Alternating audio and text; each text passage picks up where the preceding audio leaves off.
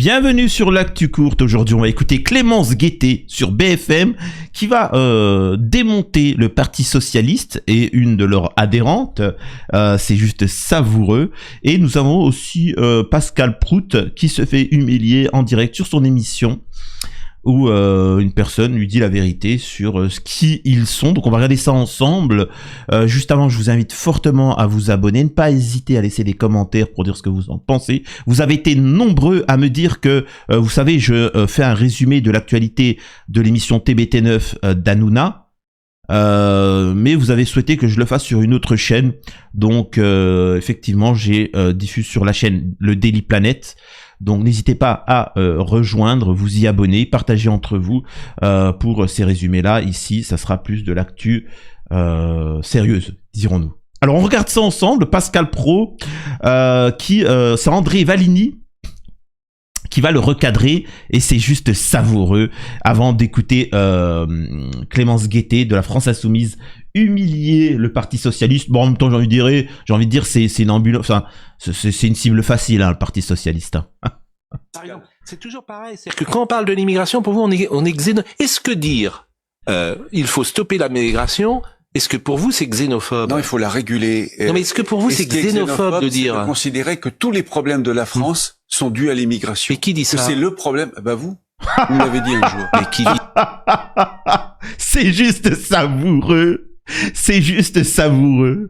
C'est comme s'il lui avait dit « Mais attendez, mais je suis pas raciste, moi. Osez me dire droit dans les yeux, monsieur Valigny, que je suis raciste. » Ah ben, droit dans les yeux, je te le dis, tu es raciste. La séquence, elle est juste sublime. En effet, tout le monde, en tout cas pour moi, il faut réguler l'immigration. Je suis même pour la remigration volontaire. Parce que je considère que l'immigration de masse a une origine, c'est la destruction des pays d'origine.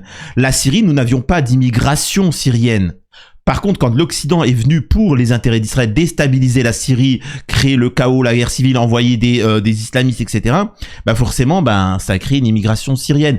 Pareil pour la Libye, hein.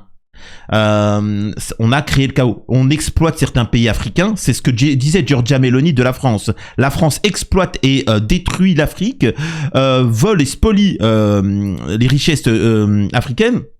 Et ensuite, on a une immigration de masse. Si tous les pays du monde vivaient correctement bien, il n'y aurait plus ces immigrations économiques. Vous voyez ce que je veux dire?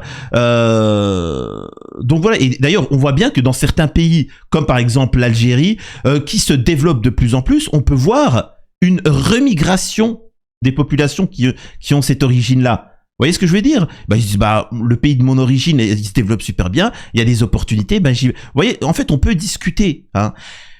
Mais le problème, effectivement, de Pascal Pro et de la frange bolloréenne, c'est de dire que tous les problèmes du monde viennent de l'immigration.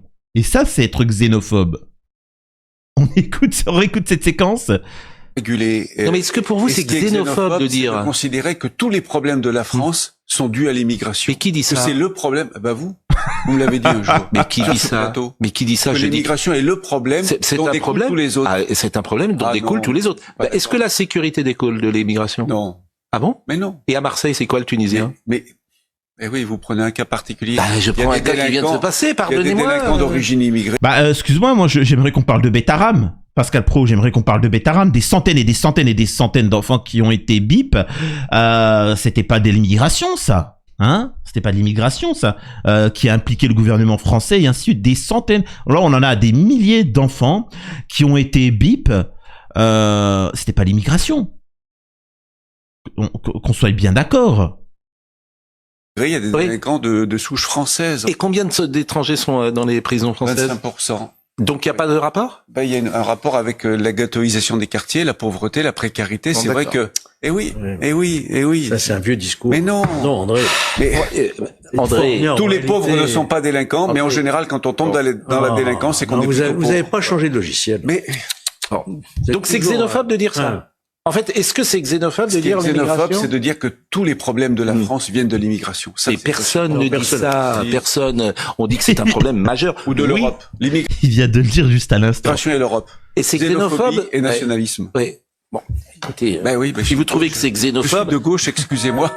mais C'est quand même exceptionnel. Merci pour son intervention. Et là, nous avons Clémence Guettet qui est juste magnifique, exceptionnelle. Une petite introduction. Voilà. François Bayrou, excusez-moi, François Hollande s'exprime et regardez ce que va dire Clémence Guettet. C'est juste truculent. Parce que c'est du pays dont il s'agit, et moi j'ai pas la volonté de laisser le chaos s'installer et l'extrême droite utiliser le chaos. Il ne dit pas oui, il ne dit pas non. C'était limpide, hein. Voilà. Le retour de François Hollande. Le socialisme. On comprend rien. Moi, j'aime bien, parfois, excusez-moi de vous dire ça, j'aime bien ce genre d'analyse simple, carré, bon, voilà. Allez, on ferme boutique, c'est bon, on peut fermer l'interview, chacun rentre chez soi, pas besoin de rester, pas besoin d'une interview de plus de 2 heures, merci. On va quand même regarder l'échange où elle va recadrer cette petite socialiste, mais ça se suffit en fait. Voilà, c'est bon, merci. Oui, la tête, vous avez levé les yeux au ciel sur la majorité. Quoi. Non, mais parce qu'en fait, je suis un peu navrée que le débat s'engage de cette façon, parce que c'est de la politique fiction totale. Je veux dire, c'est complètement. Je pense que pour les gens, ça donne un aspect de gloubi-boulga incompréhensible. On a le Parti socialiste, Monsieur Wauquiez qui dit pourquoi pas le PS, mais en même temps pourquoi pas le RN. Retailleau qui dit l'extrême droite oui, mais le PS non. C'est incompréhensible. La seule chose qu'on comprend, et ce que les Français vont comprendre de cette situation politique, c'est uniquement qu'il y a un accord du Parti socialiste, grosso modo, jusqu'à LR, en passant par les macronistes, pour faire une coalition centriste, etc. Et cette coalition, elle n'aurait pas d'autre choix que de mener une politique macroniste. Sinon, enfin, on peut faire de la politique fiction. Macron ne reviendra pas au bout de 8 ans en disant « faisons un budget socialiste, je suis d'accord ». Ça n'existe pas.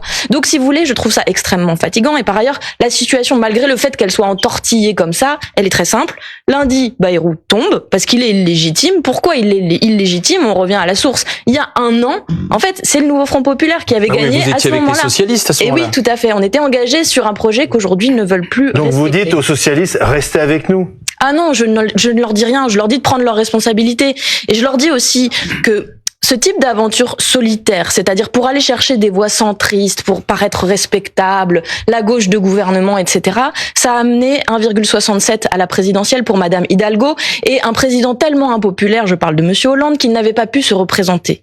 Voilà, dire on est de gauche et faire une politique macroniste ou centriste, ça amène à la désaffection des gens et des votes de gauche. Nous restons fidèles à nos convictions. En fait, je partage un peu le raisonnement qui a été mené, sauf que la conclusion, c'est que le problème, c'est Macron. C'est pas l'Assemblée nationale, le problème. C'est pas trouver une majorité de gens qui, s'ils étaient cohérents politiquement, ne sont pas d'accord normalement les uns avec les autres. Vous voyez ce qui est absolument insupportable avec Madame Guettet et l'ensemble des insoumis en réalité. C'est les mensonges que vous proférez à longueur d'émission, à longueur de temps, en expliquant qu'il y aurait une coalition qui irait des socialistes à Laurent votre majorité, Madame El Harraj. Vous racontez absolument n'importe quoi en permanence. Mais dites-le aux gens. Et surtout, dites-le aux gens. Surtout, ce que vous faites, c'est des bonnes leçons de gauche. Vous pensez qu'en fonction de la distance établie sur le plan politique entre Jean-Luc Mélenchon si vous voulez et le reste du partager paysage les politique, valeurs, vous avez parlé des valeurs de gauche. Les valeurs de Monsieur Wauquiez, ce ne seront jamais les nôtres. Vous avez trahi. Je pense que vous êtes dans la confusion totale, madame. Vous avez trahi la gauche, c'est-à-dire que vous avez fait croire que vous étiez de gauche, que vous souhaitiez améliorer le quotidien des Françaises et des Français. La réalité, c'est que vous n'en avez rien à faire. Vous faites des leçons en permanence. Vous racontez absolument. Vous allez abroger la réforme des retraites quand vous serez au gouvernement. Bien sûr qu'on va abroger la réforme des retraites. Non, il n'y aura pas de majorité. Exactement. C'est ridicule. Très clair dans ce qui a été posé par Boris Vallaud. Ce qui est ridicule, c'est votre attitude. Les gens se rendent compte de façon systématique en disant, moi, le pouvoir d'achat, je m'en fous. Moi, revenir sur la réforme des retraites, je m'en fous. Moi, améliorer le SMIC, je m'en fous. C'est ça votre réalité. Attendez, on a un représentant du bloc central, on va poser la question à Jean-René Nous, Cazeneuve. ce que nous disons, si je puis me permettre, la réforme juste des retraites, vous abrogez, monsieur Cazeneuve. propos, ce que nous disons, c'est que nous irons projet par projet. Nous poserons par ailleurs un certain nombre d'éléments sur la table. C'est ce qu'a fait ce matin les représentants socialistes auprès du Premier ministre. Charge à lui désormais, charge au président de la République de faire le choix qui est le sien en responsabilité. Souhaite-t-il revenir sur la réforme fiscale? À lui de décider. Est-ce qu'il veut améliorer le pouvoir d'achat? À lui d'en décider. Par contre, il n'y aura aucun dévoiement de notre côté. Clémence Guettet, si jamais les socialistes effectivement sont nommés dans un gouvernement de gauche, est-ce que vous pourriez censurer ce gouvernement gouvernement. Et je ne vais pas commenter un scénario qui n'existe pas. Je viens de vous faire répondre à cette question. Il faut qu'on envisage tous les scénarios. Mais non, pas des scénarios qui n'existent pas. Qui aurait cru à François Bayrou Non, mais on peut se faire plaisir pour occuper du temps d'antenne. Mais moi, contrairement à ce que dit madame, ce qui me préoccupe, c'est justement les Français, leur pouvoir d'achat et l'urgence. Je vais vous dire où j'étais ce matin. J'étais à Agondange, en Moselle, parce qu'il y a un plan de licenciement d'une grande usine, une aciérie, le secteur de la sidérurgie, comme vous le savez, qui est en grand danger. Pourquoi ils sont en grand danger? C'est 700 emplois dans toute la France qui sont menacés. Parce que la politique, parce que la politique macroniste, elle est désastreuse pour l'industrie française et elle est désastreuse pour les Français de manière générale. Donc non, je ne remettrai pas mon destin politique, ni celui du nouveau Front Populaire, ni le programme sur lequel on s'est engagé l'été dernier, dans les mains des macronistes. Je veux que Macron s'en aille le plus vite possible, parce qu'il fait du mal aux Français. Et figurez-vous, monsieur Cazeneuve, que 67% des Français sont d'accord avec moi plutôt que vous. C'est vrai, la moitié du Rassemblement National et l'autre moitié, si vous êtes toujours avec le Rassemblement National. Mais dites-nous tout ce que vous avez fait bien, je suis sûr que vous allez nous dire. Reconnaissez que jusqu'à présent, la méthode qui consiste à faire gouverner ensemble des gens qui sont pas vraiment d'accord, ça a échoué avec Michel Barnier, avec François Bayrou. Pourquoi ça fonctionnerait si c'était à Matignon quelqu'un de gauche? C'est extrêmement compliqué, vous avez raison. Et c'est casse-gueule. On y est quand même arrivé en 2025. Je rappelle que François Bayrou a réussi quand même, après une série de concessions justifiées à faire voter au Parti Socialiste, à faire voter... Bon, c'est guignolesque. Hein. Comme l'a dit Clémence Guettet, elle l'a rappelé aux socialistes, comme le RN peut le dire aussi aux droitards. Comment ça se fait que c'est vous qui dirigez le pays, la Macronie, la droite, la gauche, traditionnelle? Vous donnez des leçons de morale à la France Insoumise, vous donnez des leçons de morale au Rassemblement National, alors que c'est eux que le peuple français a plébiscité. Les Français ont voté pour ces deux partis, massivement. Il faut pas oublier que le PS, c'est 1,7% de vote aux dernières élections. La droite, c'est la même chose. Et pourtant, c'est eux qui dirigent le pays, qui sont ministres, qui sont ce que tu veux. Et par contre, la France Insoumise et le RN, rien du tout. Donc, il y a une problématique. Moi, je le répète, je suis désolé. Pourquoi on invite encore des gens du PS pour s'exprimer, quoi? Pourquoi? Donc, restez à votre place, vous n'êtes personne. Même moi, si je me présente aux élections, je fais bien plus. Qu'on soit sérieux, quand même. Merci à Clémence Guettet d'avoir remis en place cette petite socialiste. Et dites-moi vous en commentaire ce que vous en pensez. À la prochaine sur l'Actu Courte.